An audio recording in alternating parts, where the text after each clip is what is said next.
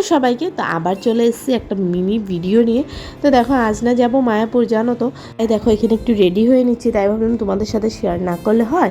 তো সব কিছুই তো মোটামুটি তোমাদের সাথে শেয়ার করি।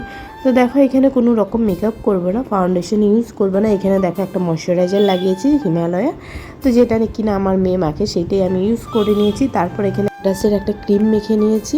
তো আর যা গরম, এই গরমে যদি মেকআপ করা যায় না সব গলে গলে পড়বে, তাই কোনো মেকআপ করিনি, জানো তো।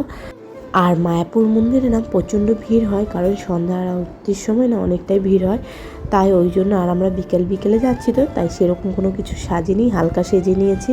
আর এখানে দেখো লিপটা ড্র করে একটু লিপস্টিক পরে নিয়েছি আর লাইনারটা পরে নিচ্ছি, কারণ আমি মেকআপ না করলেও না, যদি লাইনারটা পরে নিই না, তো আমার মনে হয় মেকআপের কোনো দরকারই নেই, অনেকটাই ভালো লাগে। যাই হোক, অনেকের হয় না, কেউ কেউ ব্লাশার পছন্দ করে, অনেকেই না লিপস্টিক পছন্দ করে লাগাতে, মেকআপ না করলেও বা আইব্রো ড্র করতে পছন্দ করে।